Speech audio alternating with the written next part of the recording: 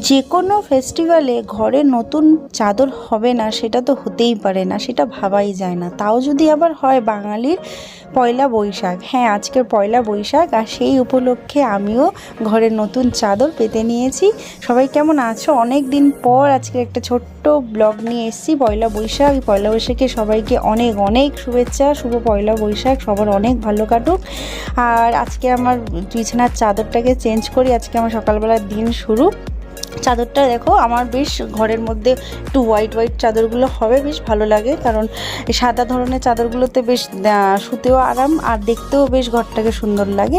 তাই চাদরটাকে আজকে চেঞ্জ করে নিলাম, দুটো সঙ্গে কভার, আর একটা হচ্ছে আমার অন্য বেডশিটের কভারের হবে। আর এখানে চলে এসেছি রান্নাঘরে আজকে তো এলাই আয়োজন। এখানে রয়েছে চিংড়ি মাছগুলো কেটে ধুয়ে বেছে রেখে দিয়েছি।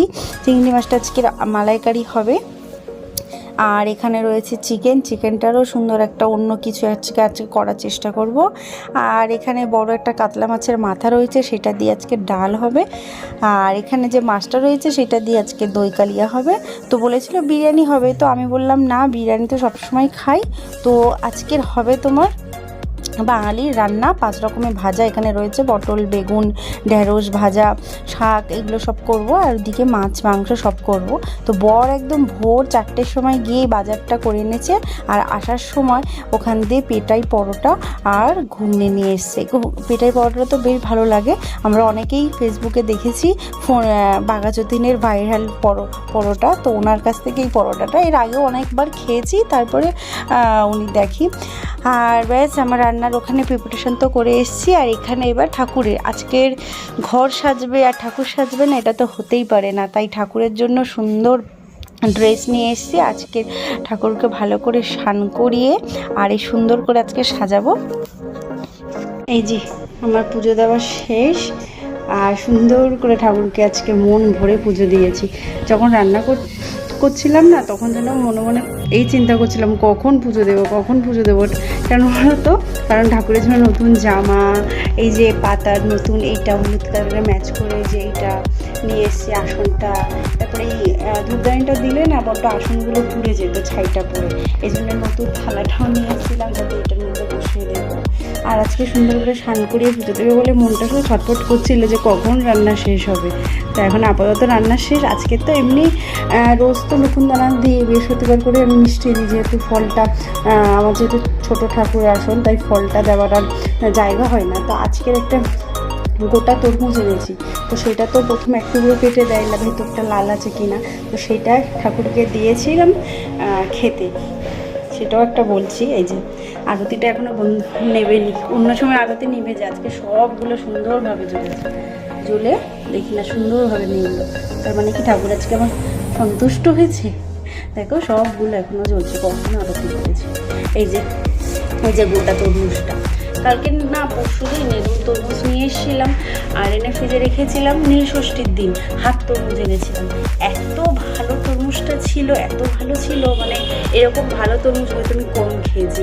যেমন মিষ্টি তেমন লাল, তেমন খুব মানে বালি টাইপের তরমুজটা ভীষণ সুন্দর ছিল। তাই ওনার কাছেই আজকে আবার একটা তরমুজ আনলাম, বললাম যেন ভালো হয়, ঠাকুরকে দেবো আর বাবা মাও আসবে, তো সেই জন্য ওই ঠাকুরকে ওখানটায় দিলাম। এই যে পুজো শেষ, ব্যাস ঠাকুরকে নমন করে প্রসাদটা তুলে নেব, আর আরতিটা নিভে যাক, তারপরে আসছি। কালকে না রান্নাঘরেরও অনেক কাজ করেছিলাম, অনেক মানে আগে হয়তো তোমরা দেখবে আমার ব্লগে এই ফ্রিজটা এদিকটাই ছিল আর এইটা এদিকে ছিল, তো এইভাবে ঢুকে না ঠিক মানে জায়গা মতো পাচ্ছিলাম না একটু খুলে হাত পা খুলে কাজ করা। এই জন্য কালকের পুরো আমি একা, পরে তো সময় ছিল না বলে আমি একাই ফ্রিজটাকে, আমি বললাম এদিক থেকে তো জাস্ট এদিকেই সরিয়ে দেবো, তো আমি একাই পারবো। তো এদিক দিয়ে সরিয়ে এটাকে, তারপরে টেবিলটাকে আনতে একটু কষ্ট হয়েছে যেহেতু একটু পাথর, তো এটাকে এপারে নিয়ে এসে দেখো এই জায়গাটা আমি পুরোটা পেয়েছি ইউজ করার জন্য। তো আজকে কী রান্না হয়েছে একবার দেখিয়ে দিই। এখানে রয়েছে ভাজা, এখানে উচ্ছে ভাজা, কলমি শাক ভাজা, পটল ভাজা, ঢেঁড়স ভাজা। খাওয়াও হয়েছে, মেয়ের খাওয়া হয়ে গেছে, শাশুড়ির খাওয়া হয়ে গেছে, এই জন্য একটু কমে গেছে। আর এখানে রয়েছে আমের চাটনি। ভাতটা একটু দিই, আজকে তো একটু বড় চালের ভাত হয়েছে, মানে দুধেশ্বর চালের ভাত খাই, আজকে বিরিয়ানি চালের ভাত হয়েছে। আমের চাটনি, এখানে রয়েছে চিংড়ি মাছটা, এটা হচ্ছে চিংড়ি মাছটা, এই যে চিংড়ি মাছের মালাইকারি টাইপের। ওটা মালাইকারি না, মালাইকারিতে একটু মিষ্টি হয়, তো মিষ্টিটা পছন্দ করি না, তাই মিষ্টিটা একটু কম দিই, মিষ্টি দিই। এখানে রয়েছে মাছের কালিয়া, এখানে আর এখানে রয়েছে মাছের মাথা দিয়ে ডাল, মাছের মাথা দিয়ে ডাল, আর এখানে রয়েছে চিকেন মহারানি। আজকে চিকেন মহারানি বানিয়েছি একটু অন্য রকমের। আর মাটনটা হবে, যেহেতু আমি মাটন খাই না, আর মাটনটাকে আমি ধরবো না, ধুইবো না, কিছু করবো না, তাই বর করবে, তাই সন্ধেবেলা করবে। দুপুরে প্রচণ্ড ভিড় ছিল, তাই ওটা এনে রেখে দিয়েছিল, সন্ধেবেলা করবে। আর এখানে চিকেনটা করে রেখেছি, মা, আমি আর ভাই খাবো, আর ঐশী যদি খায় ঐশী খাবে, আর ওরা তো বাকি সবাই মাটন খাবে। তো এটা চিকেন মহারানি বানিয়েছি। তো এই রান্না। তো এখন বর আমি খাওয়া দাওয়া করি, তারপর মা বাবা আসুক বিকেলে, তারপর আবার দেখা হচ্ছে। মা বাবা এসে গেছে, আর এখানে কেশরের লাড্ডু সকাল আসে না হালখাতায়, অনেকগুলো বড় বড় দোকান রয়েছে, ওখান থেকে পাঠিয়েছে কেশরের লাড্ডু। তো এখন মাকে বাবাদেরকে দিতে যাচ্ছি। তরমুজটা না সেদিনের মতো ঠিক মনের মতো হয়নি, সেদিনের তরমুজটা মানে একদম মানে অন্যরকমই ছিল। যাই হোক, তরমুজটা সেদিনের মতো হয়নি, কিন্তু মিষ্টি ছিল, কিন্তু সেদিনেরটা একটা অন্যরকমই ছিল। তো এখানে সবার জন্য কেটেছি, আর এখানে ভাই মেয়ে এত বদমাশি করছে, তাই বলেছি যা পাশের দোকানে আমাদের হালখাতা আছে, যা ভাইকে বললাম যে যা মেয়েকে নিয়ে গিয়ে ওই মিষ্টির প্যাকেটটা নিয়ে আয়। তো ঘরে মিষ্টির প্যাকেটে ভরা ভরা একদম হয়ে গেছে। এই যে বাবাদের খাওয়া দাওয়া হয়ে গেছে, তো মারা এখন চলে যাচ্ছে।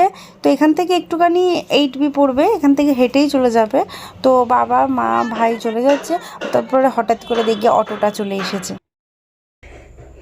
এই যে এখন সবাই গিয়ে বেশ খেয়ে, মারা তো এতক্ষণে পৌঁছেই গেছে, আর বড় খাওয়া দাওয়া করে মেয়েকে নিয়ে শুয়েছে, যেহেতু কালকের মানডে আর ঐশীর স্কুল, তাই ওকে বললাম তুমি খেয়ে নাও। ও অবশ্য মাদের সাথে তখন খেয়েছিল, দুপুরে খাইনি, কারণ আমাদের বাড়ির সামনে আজকের ম্যাচ ছিল ফাইনাল, তো ফাইনাল ম্যাচ দেখে টেকে আর দুপুরবেলা একটু চিকেন মানে শুধুই খেয়েছে, খেয়ে বললাম আমি আর ভাত খাবো না, ইচ্ছা করে একেবারে একসাথে সবাই মিলে খাবো।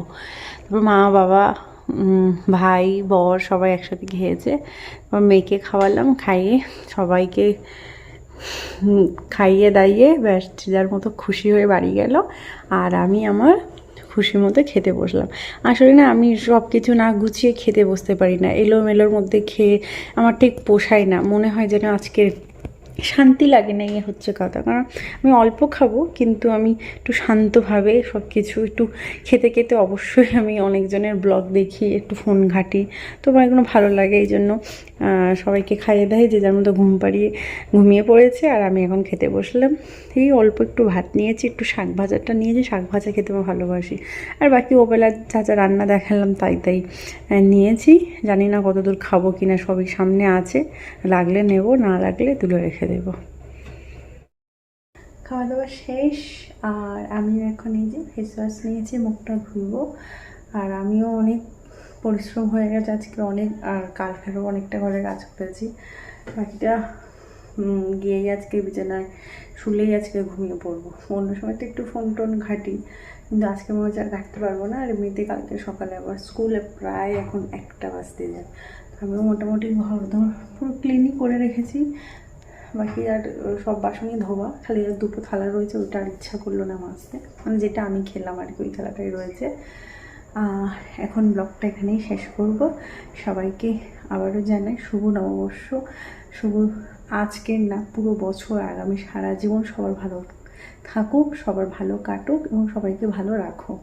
আমার পুরো পরিবারের থেকে শুভ নববর্ষ। ব্লগটা এখানেই শেষ করলাম। যদি ভালো লেগে থাকে একটা লাইক, পাশে থেকো অলওয়েজ।